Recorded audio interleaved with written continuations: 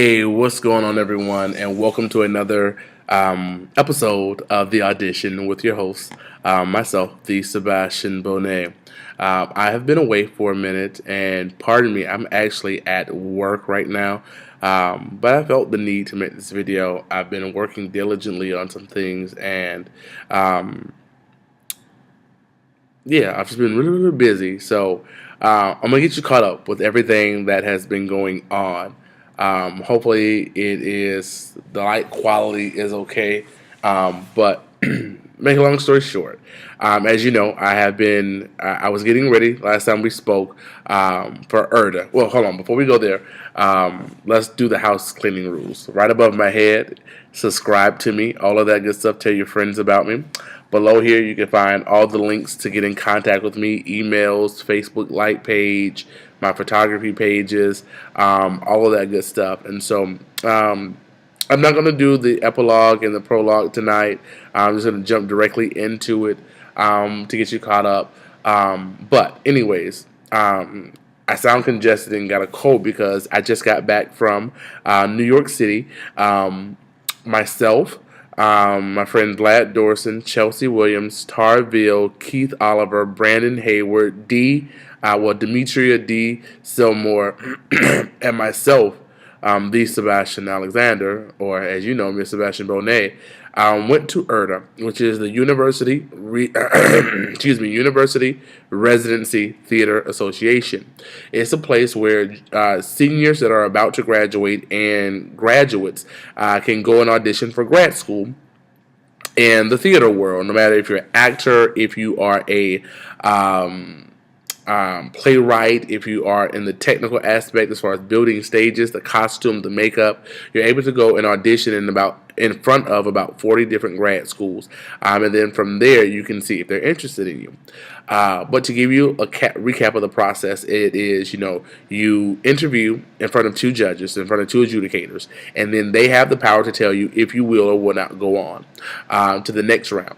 If you make it to the next round, you then audition in front of those 40 schools or those persons that they sit from those schools.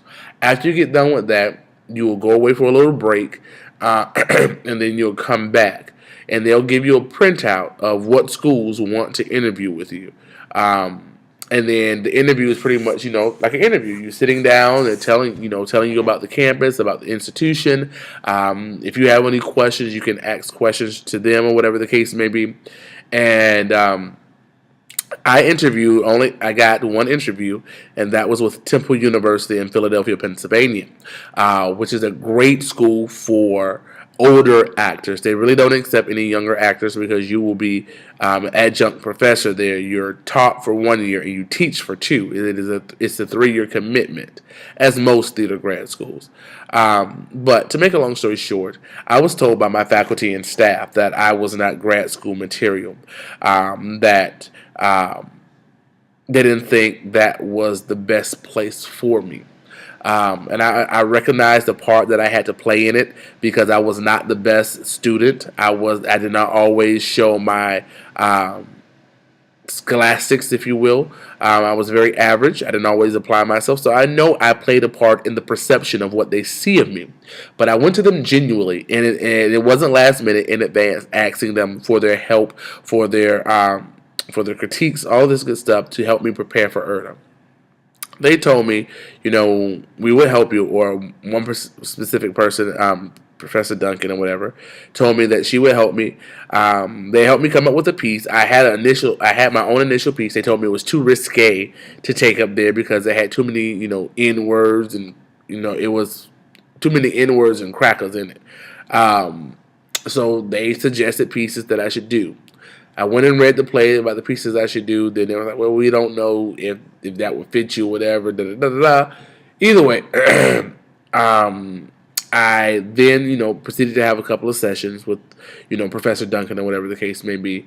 And she told me that she didn't want to sign my paper because she felt that, I would not be ready for URTA. She didn't feel comfortable signing my paper because of, her not being feeling comfortable that I will be prepared and ready for URTA. and I guess it would be a negative reflection upon her. She did refer me to Professor Wells, in which I went and spoke with, and it was kind of like, okay, you can go, you can't go, da da da da. But I can't go if no one signs my. They have to sign this piece of paper for me to go, my coach's paper. So I was like, okay, screw it. I'm gonna ask someone else that I know, Rod Durham. He's a cool guy. He directed my very first play. I asked him to help me. He said, cool. We met one time. He really encouraged me with the pieces that I chosen, this, that, and the other. But he disappeared. He got ghost. Like, we met once or twice. But every time we tried to meet, I would email him, he got stuff to do. Got to do this, got to do that. I'm taking care of this. Or if we have an appointment or whatever the case may be, I would come there and he wasn't there. And so I literally was on my own. And in this particular field, that was a really bad place for me to be, because I really started to think about what the professors had said. That really weighed with me. Do I have what it takes? Can I make it? Is everything that they say about me true? And so, at this point, I had already bought my plane ticket. I already paid my money for URTA, the registration fee. So there was no choices about no mistaking that I was going. But I went, had a really good time in the city. Was kind of skeptical. Was not really prepared. But I went to my best friend Nehemiah Felder. He's on Facebook. He is an awesome designer and couturier. He does custom gowns and beads and stones, and can design from scratch. So look him up on Facebook. His name is Nehemiah Felder, or his website is nehemiah.com. It is NIIAMAR. Should I think, honey? I'm so confused and congested right now. .com. But anyway, he invited us over. We got there Friday, the 27th of January. He invited us over to his house on that Saturday to have dinner. So it was myself, Vlad, Chelsea, Brandon, my friend Lance that lives in New Jersey. He has his bachelor's of theater from North Carolina A&T. Nehemiah's friend Eric, and another alum of the university named Walter. So it was like alum central in Nehemiah's house. Everybody was an alum from the university or future alum, except Lance, because he went to North Carolina A&T. So we, had a good time. We ate, laughed, had a little cocktails or whatever the case may be. But we ended up workshopping our pieces right there.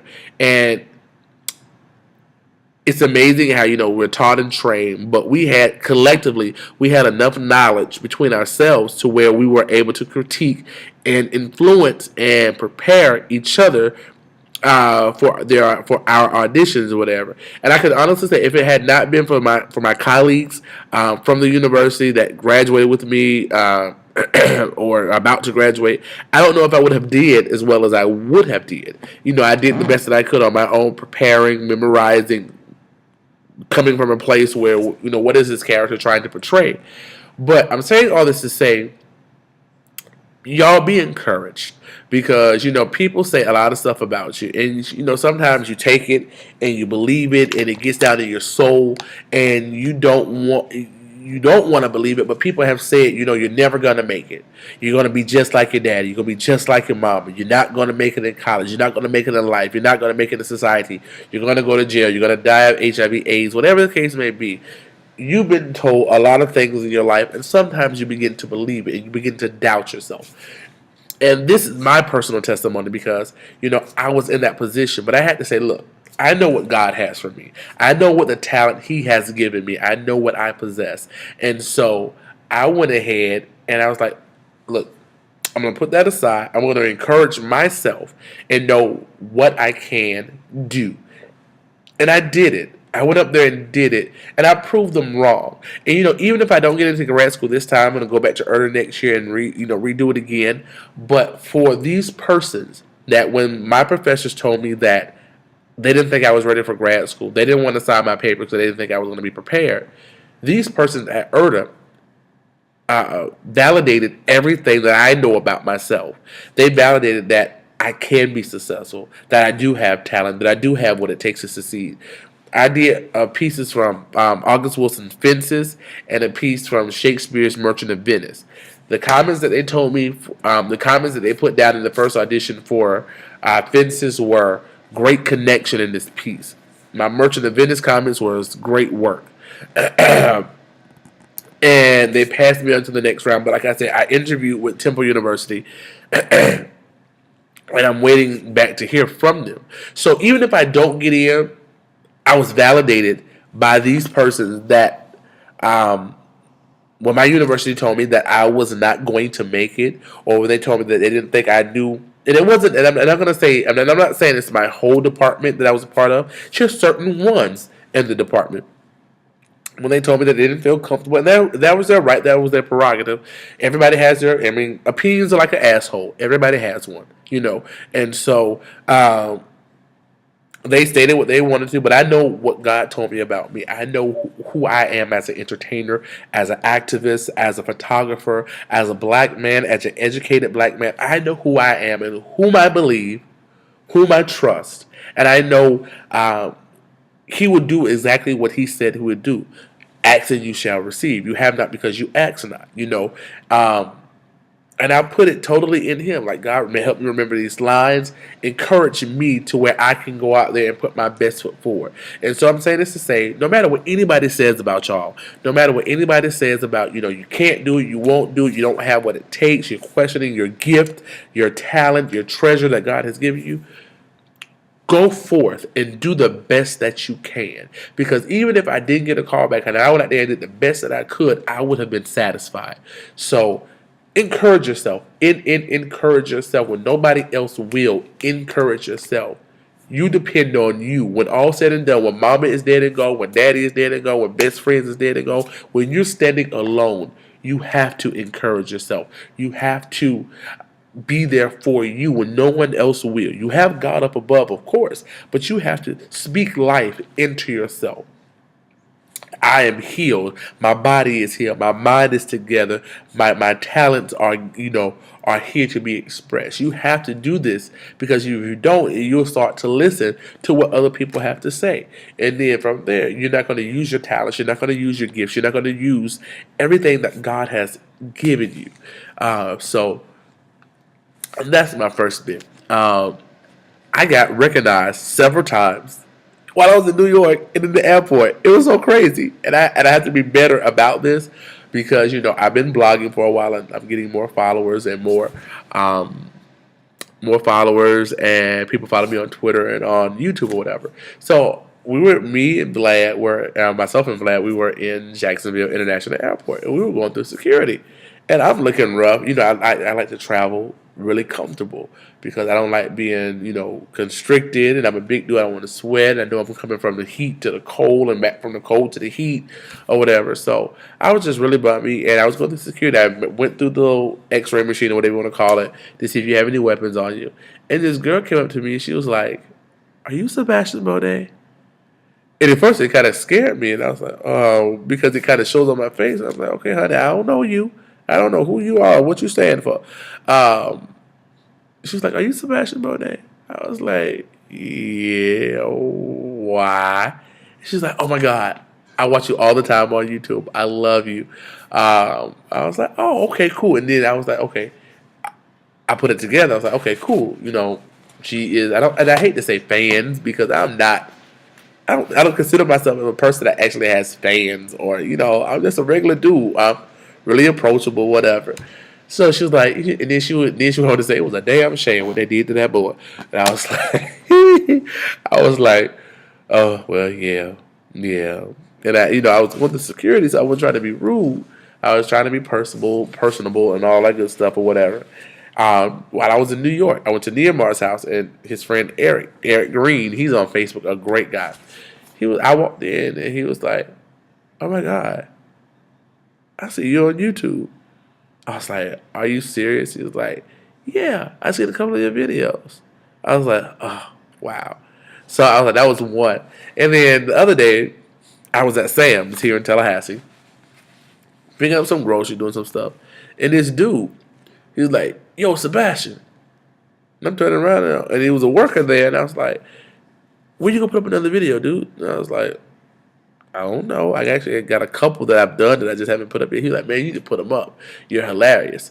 And I was like, "Okay, thanks, man." I was like, "Make sure you follow me. You know, hit me up on Mondays at 5:30 on 90.5 because I do live, you know, spots on the radio in the audition with Sean D or whatever." And it kind of surprised me because he was like a man's man. Because, I make no bones about it. I am openly gay. I'm proud of it. This is me. You either take it or leave it. It's your choice. But he was like really a man's man, and he was a cool dude or whatever, attractive dude or whatever. Not really my type. So if you see this, my dude, I'm not trying to come on to you or anything like that. But he was cool, and I was like, dude, I always thought like kind of girls watch me or whatever. I never thought that like dudes watch me because sometimes I say a little stuff, be a little risque or whatever the case may be, or just be flat out nasty. I ain't gonna say risque. Sometimes I can be flat out nasty. But he was like, dude, you're hilarious. And that was like another confirmation, like, dude, you're really reaching people or whatever the case may be. And so, shout out to homeboy, I don't know his name, that works at Sam's Club in Tallahassee.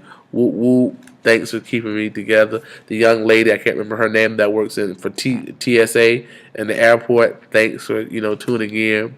Eric Green, thanks for tuning in. I greatly appreciate it. So I was really excited about that. I was like, "Ooh, I'm a celebrity, really?" No. So, lastly, I think this is lastly. This cold is really kicking my behind.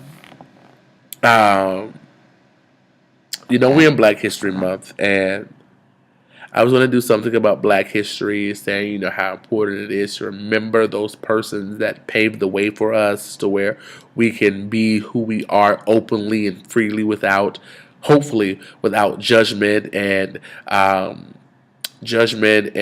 persecution and all of that good stuff.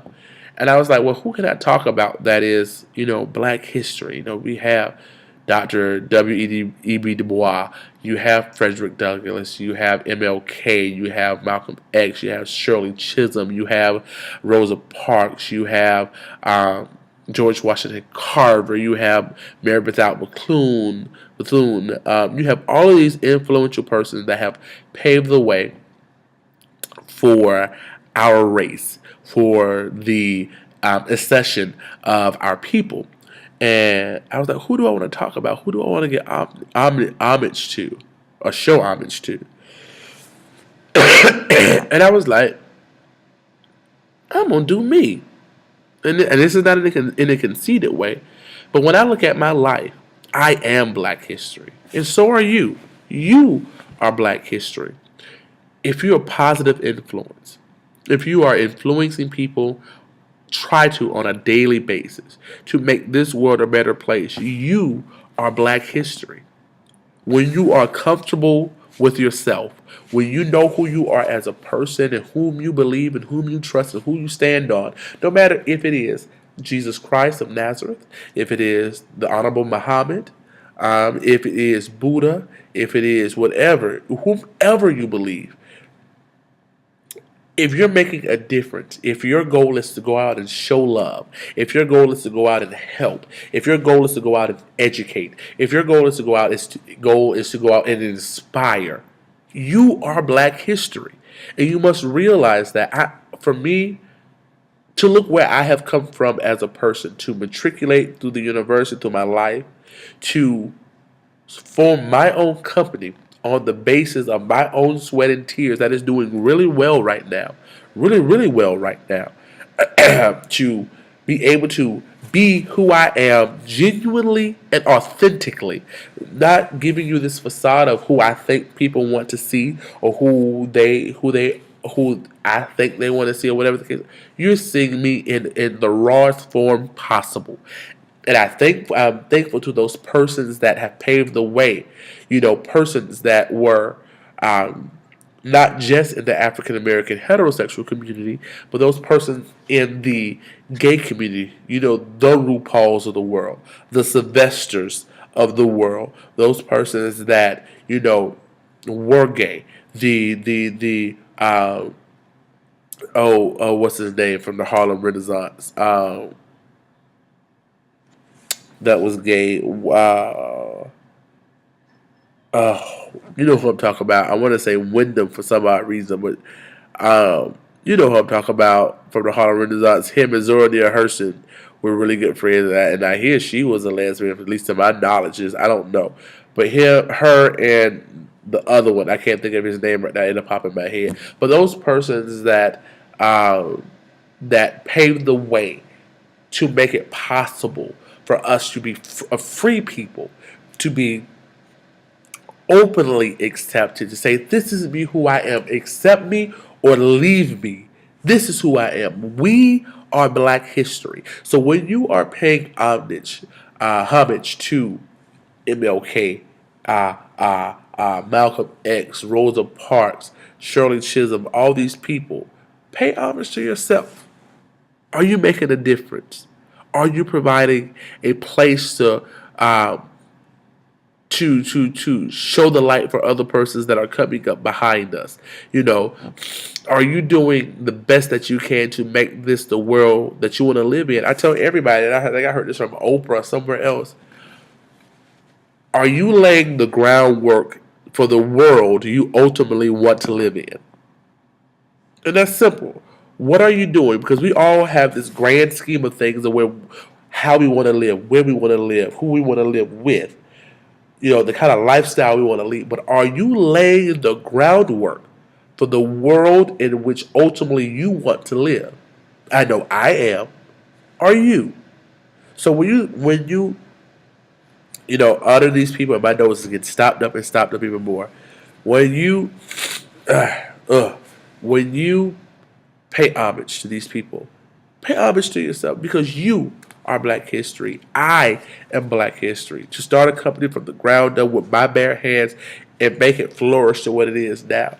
For me to inspire other people by my words. For me to be an openly gay person, not hiding in the closet. So other young men and women that may come up and say, hey, Sebastian can do it and be successful and be proud and be accepted. So can I. That's really about it. That's all I'm really talking about tonight. I have nothing else to do. My nose is getting stopped up even more, even more, and it's kicking my behind right now. So, do Jesus. Hold on, I'm about to be real rude right now. Hold on, excuse me, y'all, and I ain't gonna pause it, because hell, y'all done blew y'all nose before shit. Hold on.